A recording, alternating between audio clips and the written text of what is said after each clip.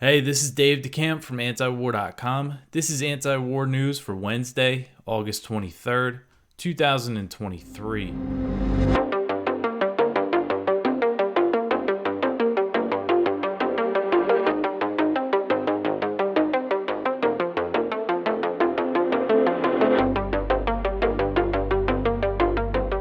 All right, first thing I want to mention today is that it is our fundraiser at antiwar.com, and we have a message from Ron Paul at the top of the page, and he says antiwar.com is a go-to news source for him. He reads it every day. He makes sure his staff reads it every day. If you ever watch his daily show, The Liberty Report, you see oftentimes him and his co-host Dan McAdams are using articles from antiwar.com, which is really great. That's something that I'm really proud of, is that we are a resource for prominent people like Ron Paul and others. And he says in this letter that he wrote for us that when he was in Congress, he also made sure his staff read antiwar.com every day. So listen to Ron Paul, go to antiwar.com/donate, and you can see the different ways that you can support us: credit card, PayPal, crypto, anything like that. And please help us get this fundraiser going here so we can wrap it up and focus on our work. So again, that's antiwar.com/donate. And thanks to Ron Paul for giving us that endorsement. All right, the first story at the top of antiwar.com today: U.S. officials say that Ukraine's troops are too spread out.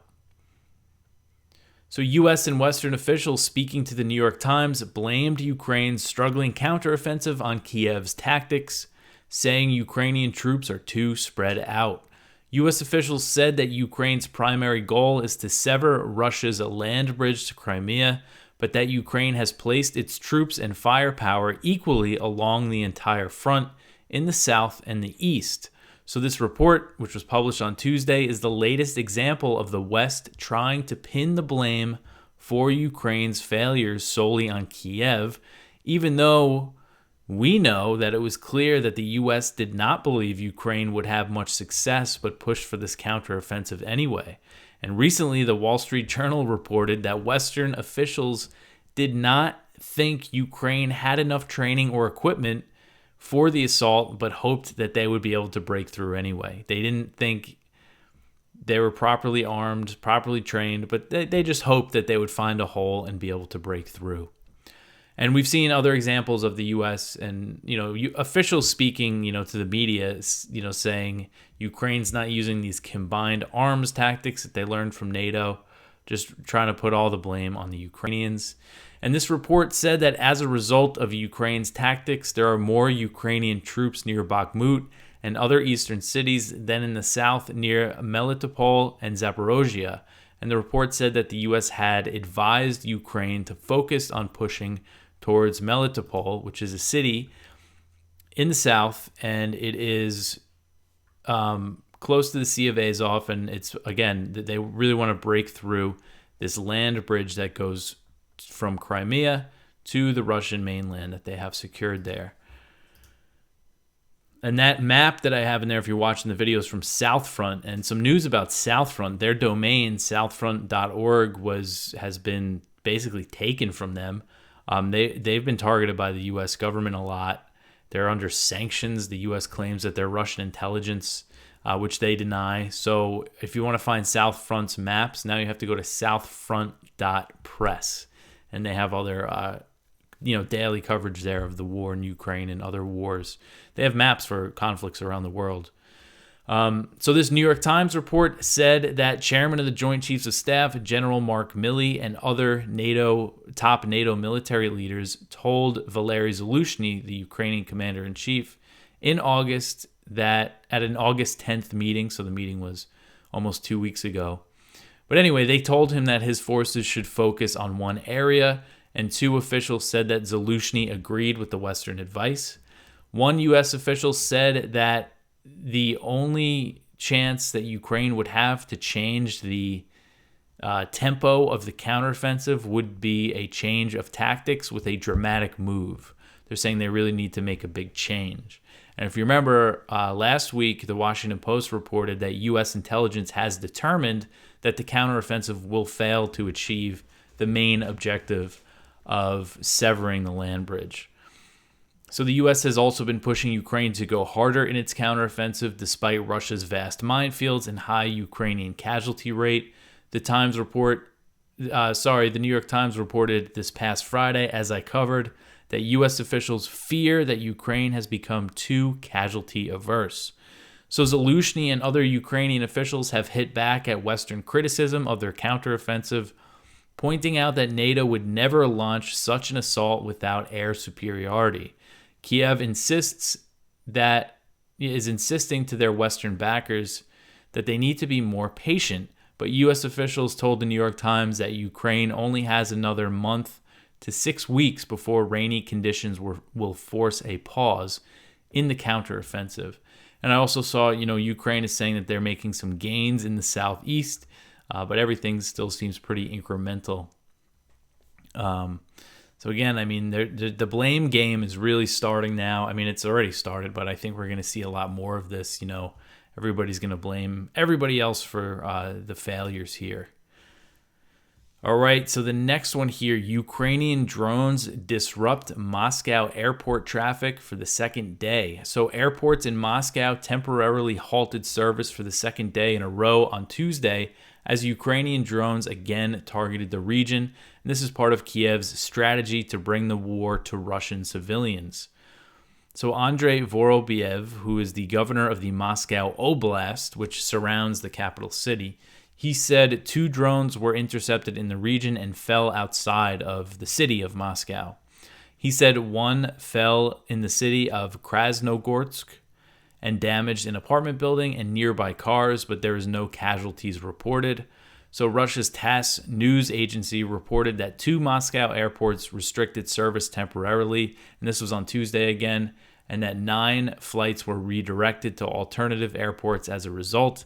And then a day earlier, on Monday, there was other Ukrainian drones in the area, and about 50 flights were redirected as a result of that. So, these have become very common now, these Ukrainian drone strikes. Drone attacks in the region. None of them have inflicted any serious damage, but it's seems like an almost daily occurrence now, and I don't cover all of these drone attacks now. Before I used to when it was a new thing, but again, it's just become normalized now, I guess. And, Ukrainian officials were saying, when these drone attacks started ramping up, Zelensky said that the war was gradually returning to Russia's territory and its symbolic centers and military bases. And a spokesman for the Ukrainian Air Force said that the purpose of these drone attacks is to impact those who feel that the war is distant. So, they're saying that they're purposely targeting civilian areas to, so ordinary Russians who aren't affected by the war or don't feel the war start feeling it. And again, this is just a common occurrence now, but still there's always that risk of escalation, especially if Russia thinks that the U.S. or the West might be enabling these attacks. All right, so the next one here, Russia says that it destroyed a Ukrainian assault team in a boat in the Black Sea.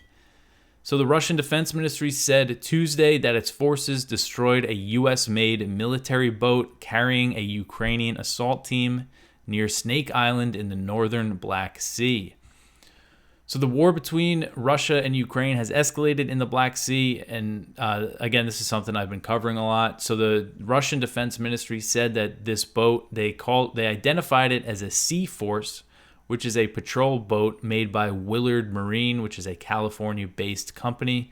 I know the U.S. has provided Ukraine with different types of patrol boats for a long time now. There's this Mark 6 patrol boat that the U.S. started sending Ukraine a few years before Russia's invasion, and those are armed. They're armed with pretty heavy machine guns. But anyway, I don't believe these boats come armed that Ukraine got from this American company. But so before they said they destroyed this boat, Russia said that it destroyed a Ukrainian sea drone that approached Russian gas facilities in the Black Sea. So again, the war is escalating in the Black Sea, and it has since Russia withdrew from the grain deal that facilitated exports from Ukraine's ports. Moscow chose not to renew the deal because it was unhappy with Western efforts to facilitate the export of Russian agricultural goods. Russia says it will rejoin if its demands are met. And since the grain deal fell apart, Russia has stepped up its bombardment of Ukrainian ports, and Ukraine declared war on Russian shipping. So on Monday, a Ukrainian official said that Ukraine might try a new Black Sea corridor, because the grain deal established these humanitarian corridors out of Ukraine's ports that Russia, took the responsibility of securing. So since they exited the deal, they're not doing that anymore, and they have threatened ships, warning that they'll consider any ship going to Ukraine as something that's carrying military cargo. But anyway, so recently there was a ship that was in Odessa that left Odessa and made it to the Bosphorus Strait, which is the entrance and the exit to the Black Sea that's controlled by Turkey. So that ship made it, and Ukraine is saying that they might try to use that, what they're calling a new humanitarian corridor. And that ship stayed close to Romania and Bulgaria on its way to the Bosphorus Strait, which are two NATO countries. So, they might try to start really shipping grain using that. And if you remember last week, the Wall Street Journal reported that the U.S. was considering options, including military solutions to protect Ukrainian shipments from the Danube River as an alternative to the grain deal. So hopefully Ukraine figures something else out so we don't see the U.S. or NATO, taking on the security of these ships, because of course that would risk a direct conflict with Russia. All right, the next one here. Poland says that Belarus nukes alter security architecture. So Polish President Andrzej Duda said Tuesday that Russia has been moving nuclear weapons into Belarus and said the deployment changes the security architecture of the region. So Putin said that the first Russian nukes started arriving in Belarus back in June. So according to Putin and Lukashenko, the Belarusian leader, the nukes have already been there. And they could still be moving more in, but the deployment has not so far been confirmed by the U.S. or NATO. So this is, I believe, the first time that an official from a NATO country is saying that, yeah, we've seen that there are nukes in Belarus. And so he made the comments at a joint press conference with Portugal's president, and basically just saying that the process of moving the nukes is taking place. He said, quote, "It is changing the architecture of security in our immediate neighborhood, but also of the eastern flank of NATO at the same time. So in fact, it is changing the situation for all of the alliance," end quote. And basically what he's hinting at, what I suspect he's hinting at, is that Poland wants the U.S. to deploy nukes to Poland. That's something that Poland's Prime Minister, Mateusz Morawiecki, he said that that NATO should respond to the Russian deployment in Belarus by putting nukes in Poland. And they want to add Poland to NATO's nuclear sharing program. Duda actually said last year, which was before Putin announced he was putting nukes in Belarus, Duda said that he brought up the idea to the U.S., again, before Russia put the nukes there. This is something Poland has wanted for a while. So under NATO's nuclear sharing programs, U.S. nuclear weapons are deployed in Germany, Belgium, Italy, Turkey, and the Netherlands. There are no American nukes in countries that joined NATO after the Cold War, but that could always change, especially now as the U.S. is working to build up the alliance's eastern flank, which is what they call, Poland, Romania, and the Baltic states. And when Putin first announced that he was deploying nukes to Belarus, he compared it to the NATO nuclear sharing program, and he said that he did it in response to the British providing Ukraine with depleted uranium ammunition. So Duda's comments on Tuesday come amid very high tensions between Belarus and its NATO neighbors. Poland says it's deploying an additional 10,000 troops to the border with Belarus, and this is a buildup that started when the Wagner fighters arrived in Belarus.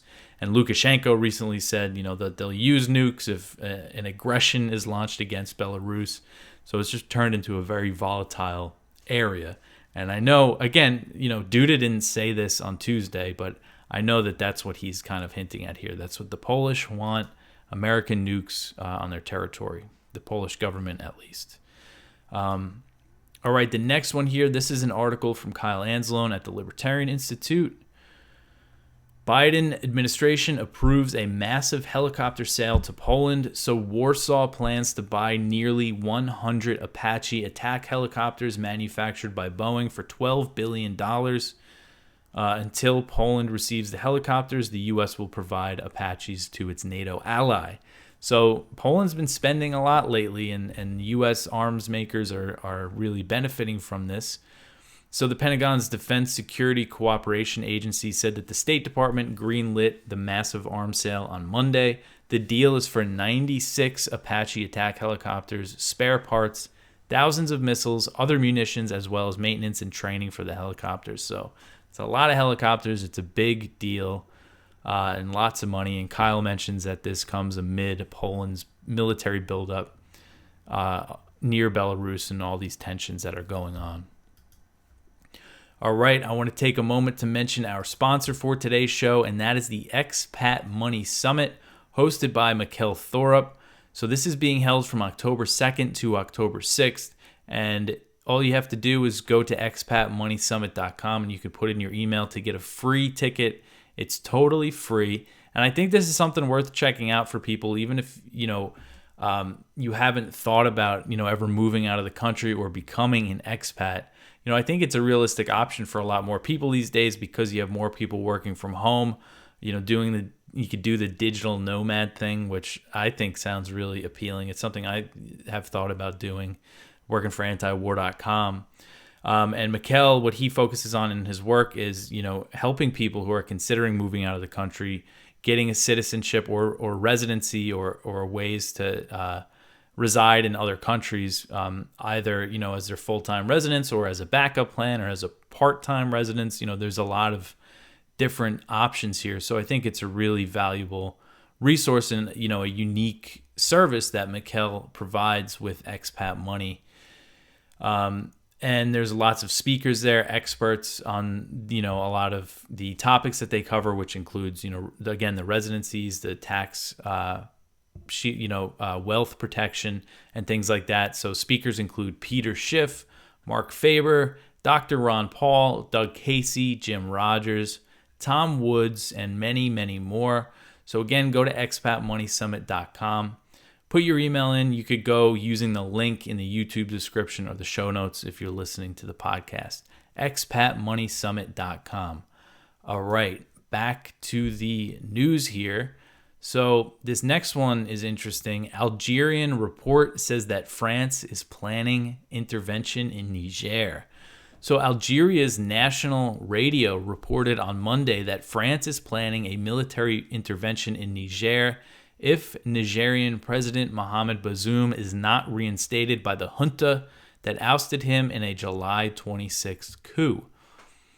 The radio report cited a government source who said Algeria is opposed to any intervention in Niger over fears that it will destabilize the region and lead to a migrant crisis, as the disastrous U.S. and NATO intervention in Libya did. So according to this radio report, well, I'll just read what the report said. It said, quote, France is preparing to carry out its threats against the National Council for the Safeguard of the Homeland in Niger by carrying out a military intervention in the event that President Mohamed Bazoum is not released, end quote. So the Algerian report also said that Algeria denied a request from France to use its airspace as part of a potential Niger intervention. It said, quote, the military intervention is said to be imminent with all the military apparatus in place. Algeria, which has always rejected the use of force, has given a negative response to the French request to fly over its national territory to attack Niger. Algiers' response is firm and unequivocal, end quote. And this is something I've seen Algeria has been speaking out against the idea of any kind of intervention in Niger, whether it's France or the ECOWAS countries.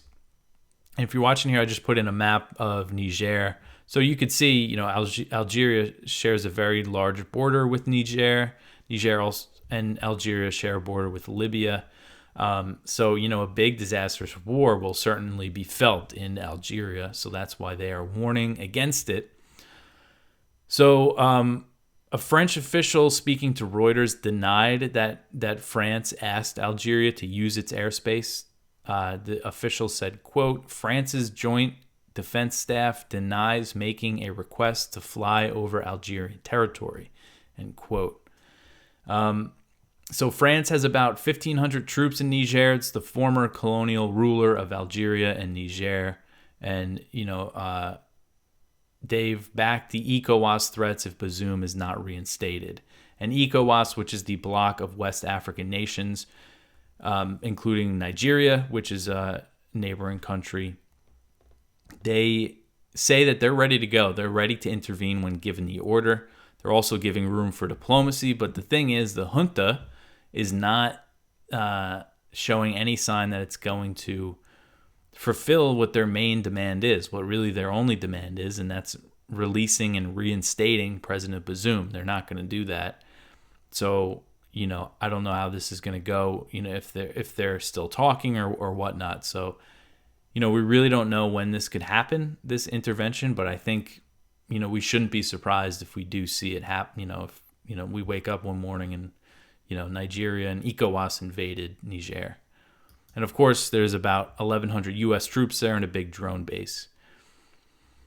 All right, the next one here. Pakistan's Imran Khan charged over secret cable. So this is an article from The Intercept. I've just been running their stuff on the Imran Khan situation because they had the story that showed the secret cable known as the cipher that showed, it's really unbelievable what it said, that last year the U.S., a U.S. State Department official, pressured Pakistan to hold a no-confidence vote to oust Imran Khan because he went to Russia, because he had what they called an aggressive neutrality policy on the war in Ukraine. Aggressive neutrality. So this article just basically says that last week, Pakistani authorities moved to charge Khan under Pakistan's Official Secrets Act for his alleged mishandling of the classified diplomatic cable. The cipher, the March 7th, 2022 cable, had been at the center of controversy in Pakistan, with Khan and his supporters claiming for a year and a half that it showed U.S. pressure to remove the prime minister. And they've been vindicated by this Intercept report. Khan publicly revealed the existence of the document in a late March 2022 rally. In April, Khan was removed by a parliamentary vote of no confidence. So he was warning about it before the vote happened. So the allegation is that they were involved in handling this cipher wrongly. That's what they're charging him with. So it's all about that secret cable. All right, so the next one here. The U.S. slaps sanctions on formerly CIA-backed Syrian rebels. So this article is from Responsible Statecraft by Matthew Petty. And the Biden administration has imposed human rights sanctions on the Hamza Division, a formerly U.S.-backed rebel group in Syria that now fights against Kurds alongside the Turkish army. The sanctions announced last week also apply to the Suleiman Shah Brigade, a Turkish-backed militia whose leader has ties to CIA-backed rebels. So the two militias are accused of crimes including pillage, rape, kidnapping, and torture in Afrin, a Kurdish-majority district of Syria. So this really goes to show U.S. policy. 1 minute they're backing this one group, the next minute they're the enemy. So in the space of a decade, Washington has gone from training the Hamza Division to blacklisting it. And the sanctions are also part of a mixed message to U.S. ally Turkey. Less than a month ago, the U.S. State Department had denied that Turkey was committing ethnic cleansing against Syrian Kurds. But now the Biden administration is targeting the Hamza Division and the Soleimani Shah Brigade, both of which have a close relationship to the Turkish intelligence services. So I remember back in 2019 when Trump kind of got out of the way when Turkey invaded northeast Syria. Trump just moved some U.S. troops and everybody, freaked out about him abandoning the Kurds. He said he was going to withdraw, but he ended up reversing the decision to get out of Syria. And at the time, I think the Gray Zone reported on this, but there was this Turkish think tank had this document about all of these Turkish-backed groups that were part of this invasion and against the Kurds. And there's basically just a list of them, and it showed what this type of support each one got, either from the U.S. or Turkey. And many of them, that everybody in Congress is freaking out about, got, missiles from the United States and just all sorts of support from the U.S. So it just goes to show, how involved, how many groups the U.S. has funded in their failed regime change effort against Assad in Syria. But that is it for the news for today. Go check out our Viewpoints. We have one from Caitlin Johnstone at her website. Big, brave Western proxy warriors whining that Ukrainian troops are cowards. One from Nick Terse. When is a coup not a coup? When the U.S. says so. That's over at The Intercept, about the situation in Niger, about how the U.S. is trying to keep its presence there, so it's not declaring it a coup. One from Matt Taibbi, tracking Orwellian change, the aristocratic takeover of transparency. One from Howard W. French, almost nothing is worth a war between the U.S. and China. That's over at Foreign Policy. I certainly agree with that sentiment. And the Spotlight, desperate U.S. hawks face tough choice in Ukraine. That's over at the Libertarian Institute. That's everything for me for today. Again, please help us with our fundraiser, antiwar.com/donate. If you can't do that, share the show, comment, like, subscribe. All that stuff really helps out. I'll be back tomorrow with some more news. Thanks for listening.